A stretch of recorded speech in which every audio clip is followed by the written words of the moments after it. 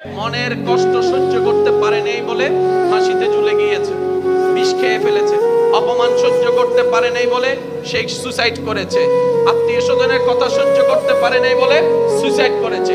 পরীক্ষায় ফেল করেছে বলে সুসাইড করেছে।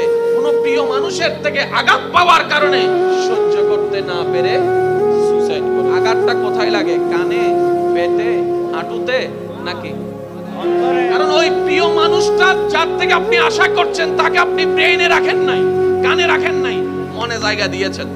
ওই মানুষটা কষ্ট দেওয়ার কারণে আপনার মনে আঘাত লেগেছে, আপনার মন ভেঙেছে, আপনি ডিপ্রেশনে চলে গেছেন, কষ্টে চলে গেছেন, আপনি আস্তে আস্তে সুইসাইডের দিকে চলে গিয়েছেন। সব বলেছে এবার বুঝতে পেরেছো কেন আমি তোমাদেরকে বলেছিলাম মনটা আমার নামে দিয়ে দাও? আরেকটু জোরে বলেন। এবার বলেন, আমাদের ভিতরে পরিচিত অপরিচিতের ভিতরে সুইসাইড করেছে এমন মানুষ আছে না নাই? নেশাখোর আছে না নাই? বলেন না। গাজাডি আছে না নাই? দুই নাম্বারই আছে না নাই? মেজাজি আছে না নাই?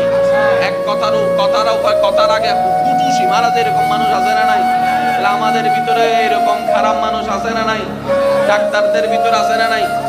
আলেমদের ভিতর আছে না নাই? বক্তাদের ভিতর আছে না নাই? আর একটু জোরে বলেন, আছে না নাই? ইঞ্জিনিয়ারের ভিতর আছে না নাই? ব্যবসায়ীর ভিতর আছে না নাই? চালকের ভিতর আছে না নাই? আল্লাহর ওয়ালিদের ভিতর আছে না নাই?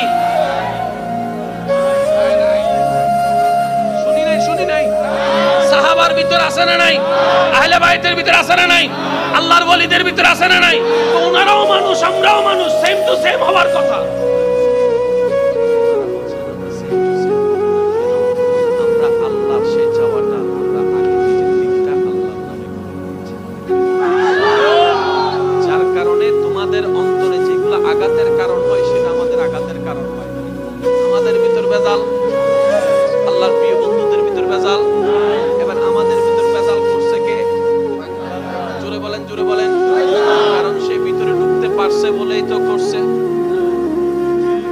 এবার আমি একটা প্রশ্ন করবো, যার যেটা মন চায় উত্তর দিবেন। এই পৃথিবীতে গরু আছে না নাই?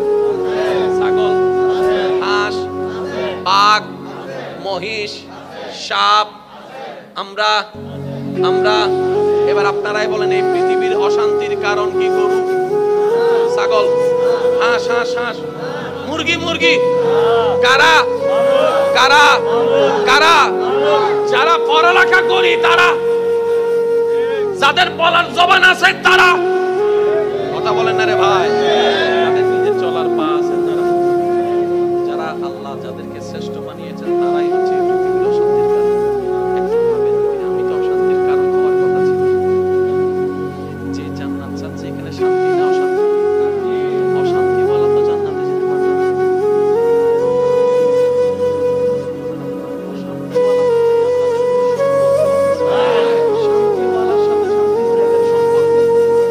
অশান্তির সাথে অশান্তির জায়গার সম্পর্ক।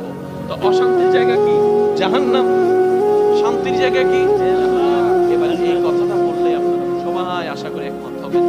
সব শান্তির কথা বাদ দেন, সামনের জনের শান্তির কথা বাদ দেন, যাদেরকে দেখতেছেন তাদের কল্যাণ শান্তির কথা বাদ দেন। এই পর্যন্ত আমরা তো আমাদের নিয়মে চলেছি, আমাদের বুদ্ধি দিয়ে চলেছি, আমাদের যেটা ভালো মনে হয়েছে সেটাই করেছি, মন যেটা চেয়েছে সেটাই করেছি। ঠিক আছে না? সত্যি করে বলেন তো, এই পর্যন্ত নিজের মন মতো চলে নিজের মন থেকে কয়জন শান্তিতে আছে? অন্যের শান্তির কথা বাদই দিলাম, নিজের শান্তি তো নিজের কাছে নাই। কথা বলেন না রে ভাই, কথা বলেন ঠিক কিনা? অন্যের কথা বাদই দেন, বাদই দিলাম। আমি এত কিছু করলাম, আমি নিজে শান্তি পাইলাম না। নিশ্চয় কোন একটা জায়গায় আমার একটু ব্রেক দেওয়ার দরকার, একটু থেমে নতুন করে রিভিউ করা, ভাবার দরকার। বলেন না, ভাবার দরকার। এবার ব্যক্তি মানুষ নিজেকে প্রশ্ন করছে, আরে আমার তো গাড়ি বাড়ি সবকিছু আছে, দুনিয়া সচ্ছলতার জীবনে, কিন্তু এখানে শান্তি নাই কেন? বলে যে এই শান্তিটা দুনিয়ার কিছু দিয়ে করতে পারবি না। এখানে শান্তি যদি পেতে চাস, আমি রবের রহমত লাগবে। আর একটু জোরে বলেন না, আমি রবের রহমত ছাড়া এটা শান্তি হবেই না। যতক্ষণ এটা শান্তি হবে না, কোথাও শান্তি। আর এটা যদি শান্তি হয়, গাছতলার নিচেও ঘুমায় শান্তি পাবে। আর এটা অশান্তি থাকলে এসি রুমের মধ্যেও শান্তি পাবো না, এই কথায় সবাই আমরা একমত। কারণ সব বিষয়ে আমরা দ্বিমত করার সুযোগ নেই, কারণ সবাই আমরা একই ঘাটের মাঝে কথা বলি, সবাই আমরা মুক্তমুখী। আর আল্লাহ তাআলা বলে এটা শান্তি হবে না যতক্ষণ না আমি না চাইব। আল্লাহ তাআলা আমি কি করব? রব্বুল আলামিন বলে ওয়াল্লাযী আনজালাস সাকিনাতা ফি কুলুবিল মুমিনিন, আমি আল্লাহ অন্তরকে প্রশান্তিকারী। বলেন সুবহানাল্লাহ। সম্পর্কটা আমার সাথে করার মতো করো, তোমার অন্তরটা খুশি মনে নবীর মহব্বত দিয়ে সাজিয়ে আমি রবের নামে করে দাও, আমি রবের নামে করে দাও, আমি রবের নামে করে দাও। তাহলে তোমার পাওয়ার আশাও থাকবে না, হারানোর ভয়ও থাকবে না, কোনো টেনশনও থাকবে না, মন খারাপও থাকবে না। অল্প পেলেও তুমি আলহামদুলিল্লাহ বলতে পারবা। আর যত আলহামদুলিল্লাহ বলবে অল্প নিয়ামত বাড়তে থাকবে। লাইন শাকারতুম লাযিদান্নাকুম আয়াতের ছায়া তলে আর অশান্ত মন শান্তি হতে থাকবে। বলেন সুবহানাল্লাহ। সবকিছুর একটাই ওষুধ,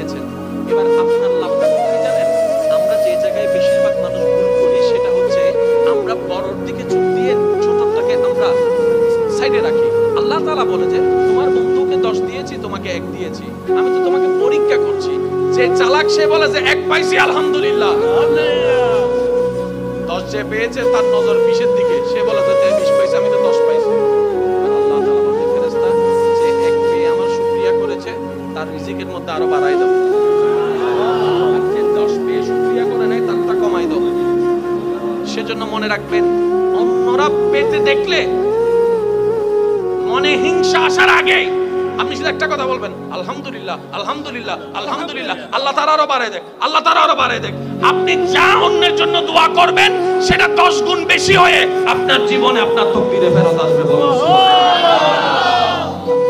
ইবেন আর সিডিকে ভাষা তাকে কথা বলে এখন বুঝি বলে অন্য গর্ত করিলে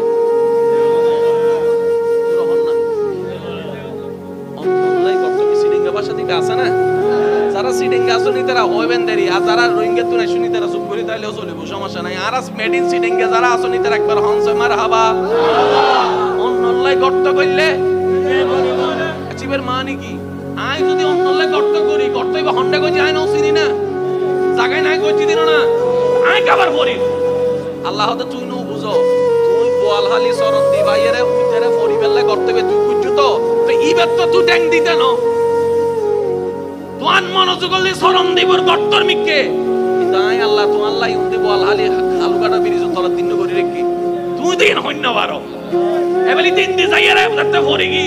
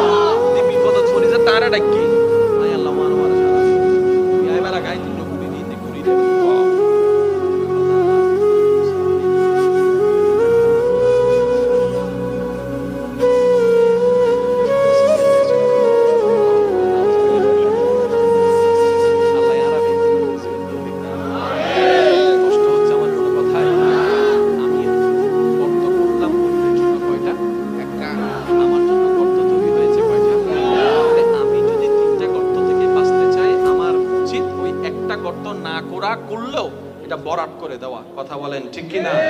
কারণ মনে রাখবেন, বান্দা যখন বান্দার সাথে লাগে, আশা করি আমার কথাটা আপনারা নেওয়ার চেষ্টা করবেন। বান্দা যখন বান্দার সাথে লেগে বান্দাকে অপমান করার চেষ্টা করে, আর সে বান্দা যদি ধৈর্য ধারণ করে আল্লাহর সন্তুষ্টির জন্য, আল্লাহ তখন সেই বান্দার পক্ষ হয়ে কাজ করে। আর আল্লাহ যখন মজলুমের পক্ষ হয়ে যায়, আল্লাহ যখন অপমানিতর পক্ষ হয়ে যায়, তাকে অপমানিত করার সাধ্য এই সৃষ্টি জগতে কারোই নেই। ওয়া তুইজ্জু মান তাশা ওয়া তুযিল্লু মান তাশা। চিৎকার দিয়ে বলেন সুবহানাল্লাহ। আল্লাহর নিয়ামত পাওয়ার সবচেয়ে বড় মাধ্যম কি জানেন? জীবনে যাই আসুক,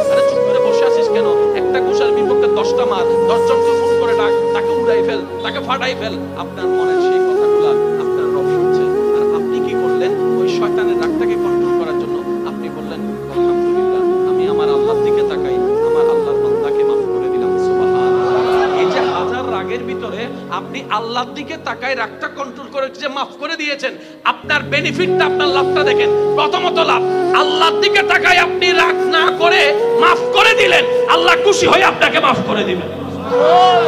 প্রথম লাভ। দ্বিতীয় নম্বর লাভ, আল্লাহ আপনার সেই সহ্য করার জন্য দেখলো, আমার বান্দা দেখে ধৈর্য ধরার চেষ্টা করছে রে, আমার বান্দা দেখে ধৈর্য ধরার চেষ্টা করছে, আর আমার বান্দা বুঝতে পেরেছে ইন্নাল্লাহা মা'আস সাবিরিন, আমি আল্লাহ তো শুধু ধারণকারীর সাথে আছি। আর ধৈর্যকে ধরে যার উপর বিপদ আসে, বিপদ না আসলে তো ধৈর্য ধরার কোনো প্রশ্ন আসে না। এবার সে ধৈর্যটাকে, বিপদটাকে আপন করে নিয়েছে, ধৈর্যকে পাশ করার জন্য আল্লাহ দেখতেই আছে। এক সপ্তাহ, এক মাস, 2 মাস, ভিন্ন ভিন্ন রকমের অবাধ বিপদ আপনার উপর আসা শুরু করলো। এমনকি যাদেরকে বিশ্বাস করে নন্দের মতো, তারাই বিশ্বাসঘাতকতা শুরু করে দিয়েছে। কথা বলেন ঠিক কিনা?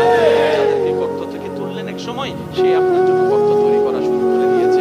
যাকে বুকে টেনে নিয়েছেন, সে পিঠের পিছনে ছুরি মারার জন্য প্রস্তুত নিয়েছেন। আপনি দেখতে লাগলেন আপনার চতুর্দিকে কেমন জানি সবকিছু পাল্টাই যাচ্ছে, কল্পনা করেন নাই এমন কাজ হয়ে যাচ্ছে। মনে রাখবেন, এরকম কোনো সিচুয়েশন আসলে তখন বুঝবেন আল্লাহ তাআলা আপনাকে সুপ্রিম পাওয়ারের ধৈর্যের পরীক্ষা নেওয়া শুরু করে দিয়েছেন। সুবহানাল্লাহ। আপনার কষ্টের লেভেল যত বাড়বে, মনে রাখবেন আপনার নিয়ামত পাওয়ার সময় তত কাছে চলে আসতেছে। সুবহানাল্লাহ। এবার যখন আপনি দেখলেন আপনার কষ্ট কষ্ট কষ্ট কষ্ট কষ্ট, শারীরিক, মানসিক, পারিবারিক সব দিকেই কষ্ট, আপনি শুধু ধৈর্য ধরে আছেন রবের খুশির জন্য। যেই দিন আপনার ধৈর্য ধরাটা রবের কাছে পছন্দ হয়ে যাবে, সেই দিন রব বলবে, জিবরাইল, আমি আজকে থেকে আমার এই বান্দাকে ভালোবাসি।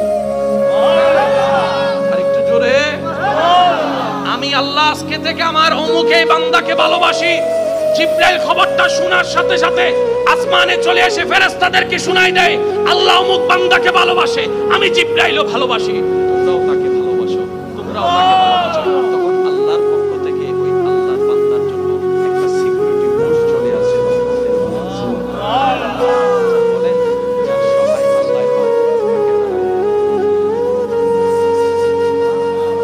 জোরে জোরে বলেন না সুবহানাল্লাহ।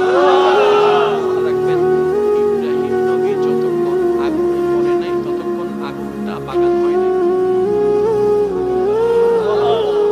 বাগান হয়ে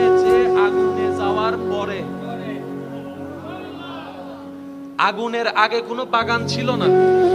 তা আমরা জগৎ দেখছি যেটা অগ্নিকাণ্ড, অগ্নি জ্বালাই ফেলবে, আশিকরা সেখানে দেখছে আমার আল্লাহ যদি খুশি থাকে আগুনটাই আমার জন্য রহমতের হয়ে যাবে। আরেকটু জোরে বলেন না সুবহানাল্লাহ। পৃথিবীর যত মান সম্মান নিয়ামত সব এসেছে কষ্টের পরে। সেজন্য আল্লাহ পাক বলেছেন ভাই আরেকটু জোরে বলা যাবে সুবহানাল্লাহ।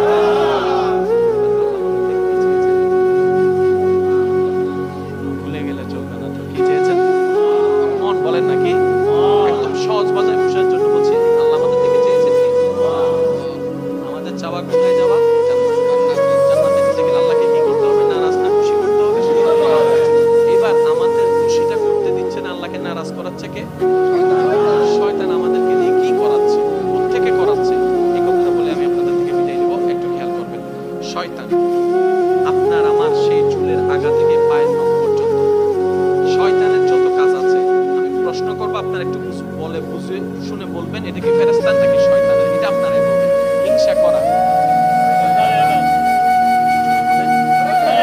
অহংকার করা, লোভ বলা, ঠেলাঠেলি করা, লালসা করা, অন্যের ক্ষতি করা, জায়গা দখল করা, মানুষের নামে হুমকি দেওয়া, মানুষের ইজ্জতে আঘাত দেওয়া, এগুলো সবগুলো কাজ। এগুলো করলে জান্নাত না জাহান্নাম? কে করাচ্ছে? কাদেরকে দিয়ে? কাদেরকে দিয়ে? এবার বুঝেছেন কেন আমাদের কারণে পৃথিবী অশান্তি হচ্ছে? আমাদের কারণেই অশান্তি হচ্ছে, কারণ আমাদের দিয়ে শয়তান করাচ্ছে। শয়তানকে জিজ্ঞেস করেন, এই তুই জিনিসগুলো রাখছস কোথায়? এবার দেখেন হিংসা কি ভালো না খারাপ? দুনিয়ার জন্য খারাপ, পরকালের জন্য খারাপ। হিংসাটা কার? শয়তান। আপনি দেখুন তো আপনার সারা শরীরে হিংসাটা শয়তান কোথায় রাখছে? কানে, দাঁতে দাঁতে, নাকে নাকে, ঠোঁটে ঠোঁটে। হিংসা কোথায় রাখছে? আরো জোরে। অহংকার কোথায়? লোভ কোথায়? লোভ কোথায়? বিদ্বেষ কোথায়? এবার শয়তানকে প্রশ্ন করেন, আমার দেহে এত জায়গা থাকতে তোর নোংরা জিনিসগুলা তুই মনে রাখছস কেন? হাতে রাখতে পারতি, কোমরে রাখতে পারতি, হাঁটুতে রাখতে পারতি। শয়তান বলে যে না, আমি জায়গা আছি।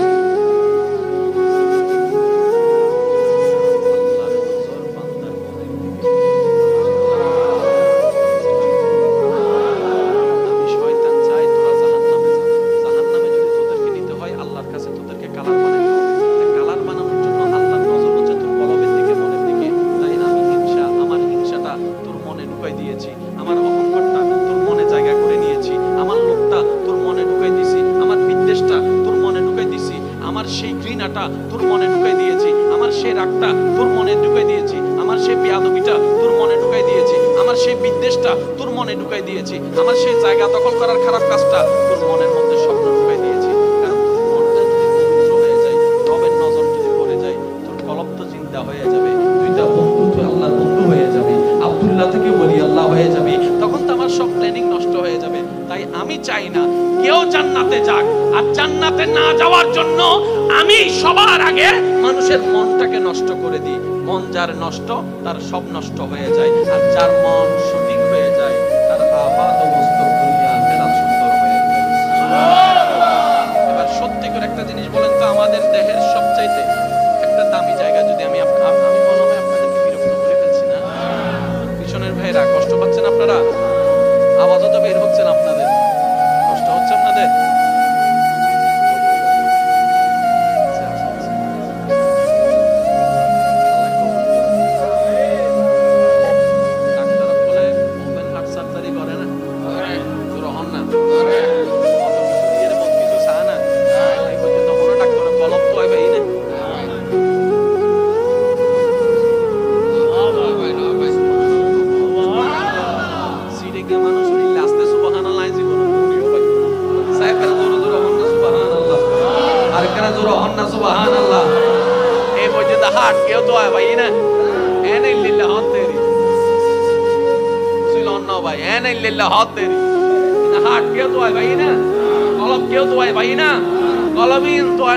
কিন্তু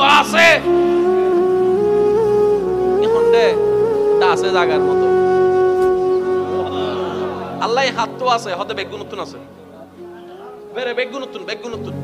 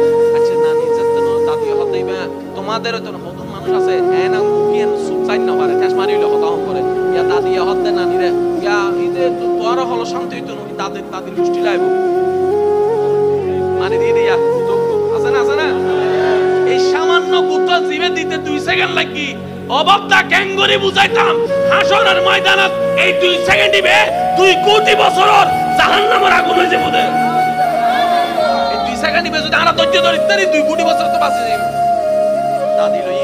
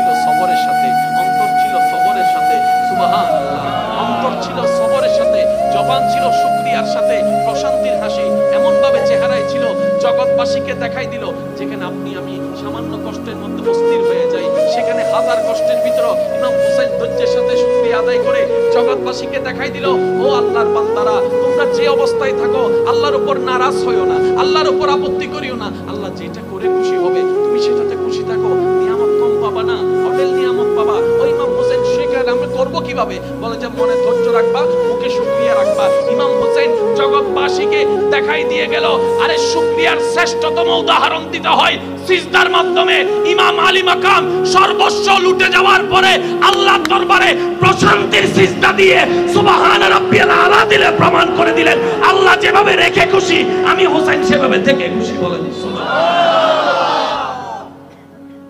আমাদের সবাইকে একটু নিয়ামত অর্জন করার এক কথাই বুঝেন, যাই আসুক হ্যাঁ হু করা যাবে না। যদি নিজের হই করতে পারবো। এবার বলেন জমিন কার? আর একটু জোরে, জমিন কার? আসমান কার?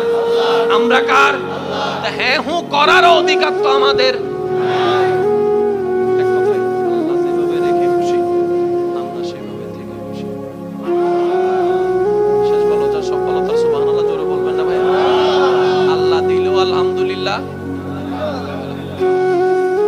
কোন আফসোস রাখবেন, শয়তান ঢুকে যাবে। শয়তান কিন্তু ডাইরেক্ট ঢুকতে পারে না। শয়তান কি করে জানেন? তার প্রিয় জিনিসগুলো আমাদের সামনে রাখে, আমরাই বোকার মতো না চিনে ঢুকাই ফেলি। শুনেন, শয়তান রগে রগে হাঁটতে পারে কি পারে না? ভাই জোরে বলেন না। কিন্তু শয়তান কখনো মানুষের অন্তরে ঢুকতে পারে না যতক্ষণ না মানুষ সুযোগ না দেয়। কারণ সে আল্লাহ থেকে অনুমতি নিয়েছে কোথায় হাঁটার। ভাইয়া জোরে বলেন না। রগে রগে হাঁটলে তো মানুষ খারাপ হয় না, সবকিছু হয় কোন জায়গা থেকে? জোরে বলেন না, কোন জায়গা থেকে? এবার একটা সিম্পল উদাহরণ দিলে আপনারা সবাই বুঝতে পারবেন কোনটা ফেরেশতা, কোনটা শয়তানি, কোনটা ভালো, কোনটা খারাপ, কোনটা করা দরকার, কোনটা বাদ দেওয়া দরকার। চুরি করা কি ভালো না খারাপ? জেল আছে না নাই? অসম্মান আছে না নাই? এবার যতজন চোর আছে, চুরি করেছে, কিভাবে চুরি করেছে একটু খেয়াল করবেন। যত জেনা আছে, জেনা কিভাবে শুরু হয়েছে একটু খেয়াল করবেন। সে মাহফিলে আসলো 9-12টা, 12:30টায় মোকাররমায় মোবাইল হারাই গেছে। 12:30টায় পাচ্ছি না। নেওয়ালা নিচে কিন্তু আরো কাহিনী কি হয়েছে জানেন? 11টায় এসে সে চোখ দিয়ে দেখেছে, চোখের সেই ফাইলটা মনের মধ্যে যাইয়া প্রশ্ন জাগছে।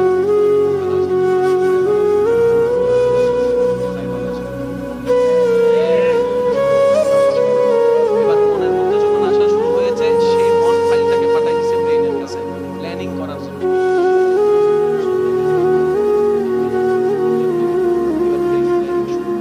কিভাবে প্ল্যানিং করতেছে? 11:25 যখন উঠে যাবে, এই মুহূর্তে সবাই যখন দেখা করবে, এই সুযোগে আমি কামটা করে ফেলবো। ব্রেনে প্ল্যানিং করা শেষ। এবার সে সময় 12:15 যখন হয়েছে, আমি যখন যেতে দিলাম, সে আস্তে করে নিয়ে ফেলছে। 12:30টায় আমি বলতেছি মোবাইল নিয়ে। 12:30টায় যেই নাই, সেটার পিছনে হচ্ছে 12:15। 12:15টার পিছনে হচ্ছে 11:25। 11:25-এর পিছনের কাহিনী 11টায় শুরু হয়েছে। কোন জায়গা থেকে? প্রথমে কি পড়ছে সেটা বলেন না। চোখটা যদি কন্ট্রোল করে ফেলতে পারতো, মনে আর আসতো না। এবার বলি আল্লাহ আর মা আস্তে করে হন না করি না। এই হতায়ের হইবার আগে আল্লাহ বলরে কি নিচে রাখতে হইয়ে দেয় নমাতে তার জোর হন নাকি? ও আল্লাহ, এদিন কিছু থাকতে চোখটা নিচে রাখতে হইও। আল্লাহ তো মনের জ্বালা জ্বলে দে চোখের হারণে। চোখ যদি কন্ট্রোল করতে পারো, মন অটোমেটিক কন্ট্রোল। এবার হুকুম দিয়েছেন চোখ কন্ট্রোল করো, আবার আদেশ দিচ্ছেন মনটা আমারে দিয়ে দাও। এবার যার চোখ আল্লাহর কন্ট্রোলে, মন যার আল্লাহর কন্ট্রোলে, ব্রেন যার আল্লাহর কন্ট্রোলে, শয়তান হাজার চেষ্টা করলো তাকে দিয়ে গুনার কাজ করাতে পারবে না। সেই হবে দুনিয়ার জন্য নিয়ামতওয়ালা বান্দা।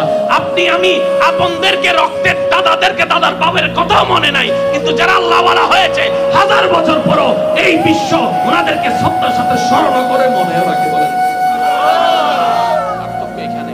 আল্লাহ আমাদের সবাইকে মনওয়ালা বানান তৌফিক। আরেকটু জোরে। আল্লাহ আমাদের সবাইকে আল্লাহর প্রিয় বান্দা হয়ে কবরে যাওয়ার তৌফিক দান করুন। এবার এটা কার? জোরে বলেন, এটা কার? এটার মালিক কে? কিন্তু আমরা ভুল করে মালিকানা দিয়ে দিছি কারে? জোরে বলেন না ভাই। যার কারণে নিজেও শান্তিতে নাই, আমাদেরকেও শান্তিতে রাখে না। এবার আমাদের দায়িত্ব কি?